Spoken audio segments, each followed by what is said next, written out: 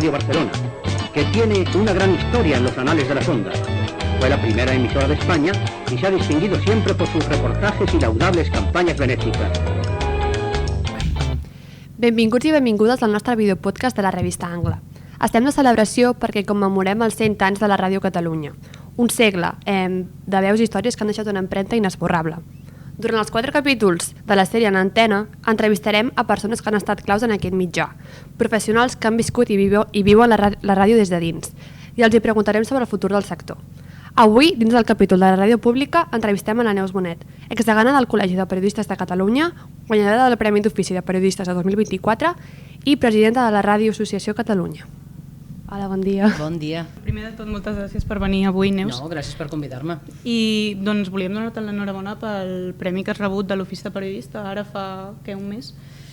Just, sí, no? Va ser el dia 11 de novembre, exacte. I sí. com ho has sentit, això? Com ho vas rebre?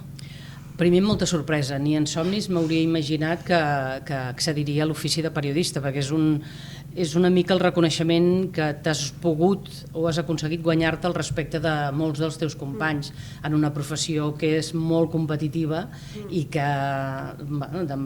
hi ha molta rivalitat i molta competència, per tant molt orgullosa, molt, la veritat, i molt agraïda. Clar.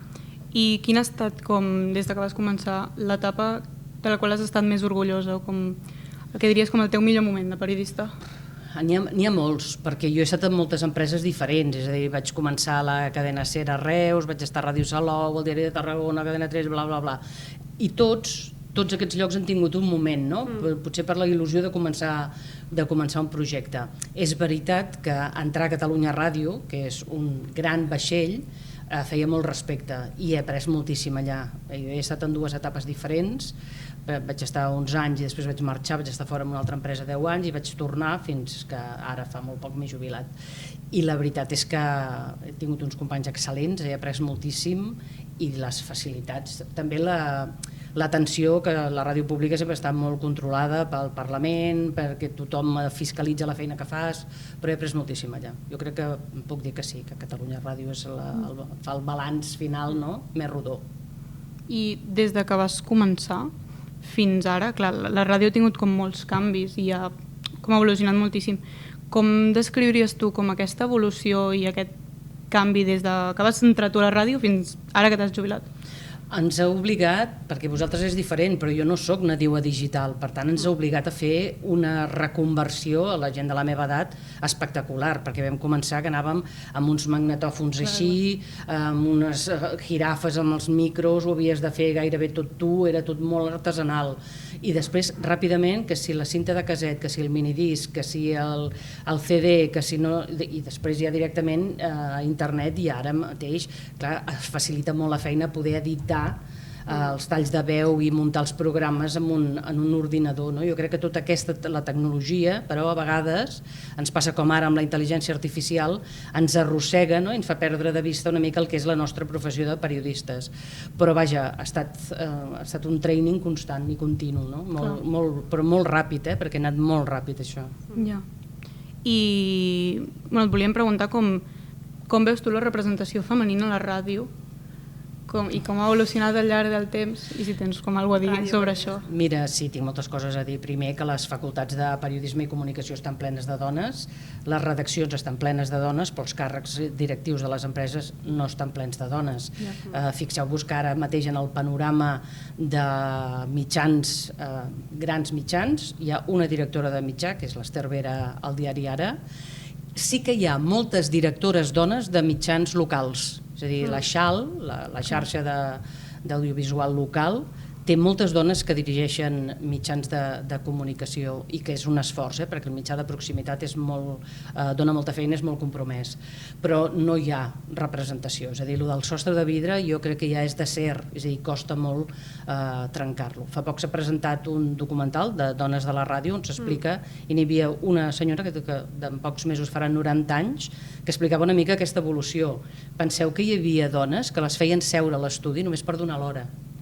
O sigui, era, per no ser insultant, però eren com un florero. Estaven allà feien l'indicatiu o deien niña de la hora, i ella deia són les 5 i tal, ho dic en castellà perquè als inicis la ràdio era en castellà.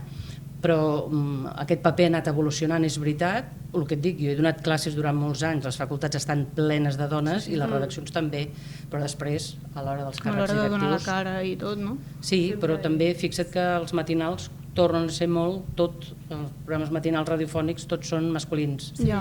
Que ara hi ha el repartiment aquell de l'home fa el matí, la part informativa i tal, i les dones fem la tarda i l'entreteniment. Que crec que ja s'ha demostrat amb la Mònica Terribas, amb la Laura Rossell, s'ha demostrat que jo mateixa fent matins, s'ha demostrat que podem fer exactament el mateix. No hi ha manera. Costa molt. Clar, a veure, vosaltres hi teniu més sort que nosaltres. I que això, que hi ha hagut, com suposo, una evolució, però encara queda com molt per fer, no? Que queda molt per fer i per lluitar, això sempre. Sí. Bueno, crec que ja no s'ha de dir, no?, que tenim les mateixes capacitats, som el 52% de la població i paguem els mateixos impostos, per tant hauríem de tenir els mateixos drets. És veritat que l'excusa sempre ha estat o la maternitat, és a dir, quan les persones, les dones decideixen que volen tenir fills, això és un fre a la seva carrera. I moltes vegades, moltes de les dones que tenen fills ho diuen, hem tingut fills, hem allargat una mica més la baixa possiblement, o hem demanat una reducció de jornada que després t'afecta quan et puguis jubilar perquè no cotitzes tant, etc. Però quan tornes llavors ets massa gran i ja per segons què ja no et volen, perquè clar, aquí també tot és, actualment és tot gent jove. Per tant, hi ha un mar de gent d'entre, no sé què dir-te, 30 i pico, 40 a 50 i picos, que estan com els llims, no? I això encara s'ha de lluitar i molt. Ara et farem unes preguntes més ràpides. Més compromeses? No. Tranquil·la. Són preguntes ràpides que hauràs de respondre en una frase o dos, depèn de la pregunta. La primera pregunta és: quina és la importància o valor que té la ràdio pública? O quin diries que és el valor? De la mateixa manera que tenim sanitat pública, de la mateixa manera que tenim educació pública, s'ha d'arribar a tots els públics. És a dir, que no s'hagi de pagar, que no hi hagi els interessos de només uns o uns interessos comercials perfectament legítims de les privades, sinó que t'ocupis de tot el que passa, de tot l'univers de la ciutadania, de la ciutat del país on treballes. No? Aquest és el gran valor de la ràdio pública. L'honestedat, el rigor i el control que tenim, sí. Quina diries que és la major diferència entre la ràdio i la premsa escrita? Què creus que té d'especial? La ràdio és la immediatesa, és la veu, és la veu que explica i transmet emocions, és la capacitat que amb una narració tu puguis fer que la gent es creï una imatge auditiva, no? I que per tant faci treballar aquest múscul, que també l'hem de treballar, que és el del cervell, i a la premsa escrita és veritat que tu pots rellegir les coses les vegades que vulguis, i la ràdio, la immediatesa, el que fa és que si no estàs molt alerta t'has perdut en això, però vaja, jo crec que és el que té la seva gran. I després que no has d'estar lligat davant d'un paper o assegut llegint o dempeus llegint al metro, que pots estar fent 1000 coses diferents, conduint, a casa, fent el que sigui i podent escoltar la ràdio. I quin creus que és el repte principal que avui en dia s'enfronta a la ràdio? Capturar la gent jove, és a dir, els que vam néixer i créixer, les nostres mares i pares i àvies cosien, planxaven i feien feines a casa amb la ràdio posada. També eren èpoques en què la televisió encara no tenia la penetració que té ara, que és molt diferent, però hi ha hagut un moment en què la gent més jove hem perdut, no sabem on sou, com us informeu, què us agrada o què no us agrada. El podcast, hi ha gent, ara hi ha la gran discussió que el podcast no és ràdio, hi ha gent que diu que no és ràdio, jo crec que sí que és ràdio, i és una manera d'escoltar ràdio quan tu vols, que és una cosa que abans no podies triar, és a dir, t'havies de menjar el que et donaven, i que ara tu pots triar, mira, a mi m'agrada el programa, no sé, per exemple, les dones i els dies de Catalunya Ràdio, doncs si aquell dia a les 9 del vespre no ho puc fer perquè estic preparant el sopar o perquè estic al cine, doncs me'l baixo l'endemà mentre estic a casa i amb la tranquil·litat, jo crec que sí. Clar, però el repte és buscar la gent jove, és a dir, fer que la gent jove s'informi, s'acostumi a escoltar, el vici d'escoltar coses. I creus que ja estan fent canvis dins de les ràdios, que estan ja canviant alguna part del seu format per anar apropant-se als joves? El que fan és afegir molt podcast. La ràdio lineal, que n'hi diuen, que diu al matí es fa això, al migdia es fa això i a la tarda es fa això, és bastant difícil, a no ser que es faci una cosa molt específica, però totes les emissores estan incorporant el podcast, i el podcast tothom troba un podcast que li interessa, perquè n'hi ha per donar i per vendre. Clar, però llavors el debat del podcast és que no té com aquest filtre de què és informació i què no, que va obert però com sigui. és com tot, igual que tu quan vas a comprar un diari busques quina marca és o quina capçalera és, doncs en el podcast també has de buscar qui el fa o qui no el fa, no és el mateix un podcast que faci, parlo de podcasts periodístics i fets per periodistes. Els influencers, si tu vols seguir influencers, els segueixes, però sàpigues que el que t'explicarà és qui t'ho explica, per què t'ho explica i amb quins interessos t'ho explica. Jo crec que hi ha preguntes que ens hem de fer cada vegada, no només que llegim una cosa, sinó també que posem l'orella o veiem una peça a la televisió. I tant. Vale, i com definir, si haguessis de definir la Catalunya Ràdio en 3 paraules, quines serien? L'empresa com a tal o basada en la meva experiència? En l'experiència, millor.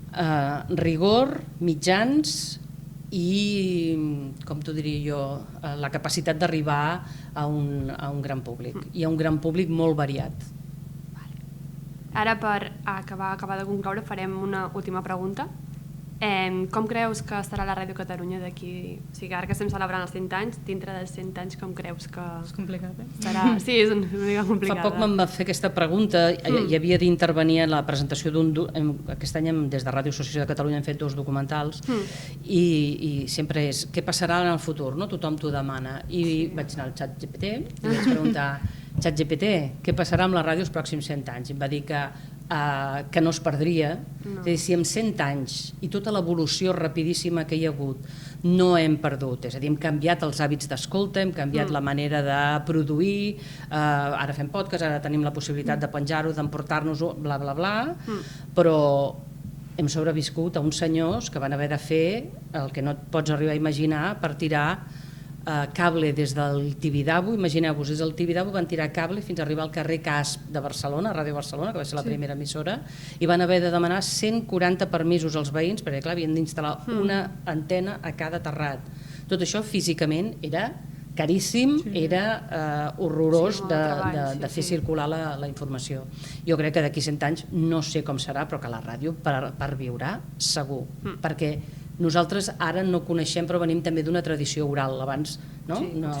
Moltes de les coses, de les rondalles, dels contes, de les explicacions en comunitats petites, es feien oralment, és a dir, el pare ho explicava al fill, el fill, el fill, el fill, el fill.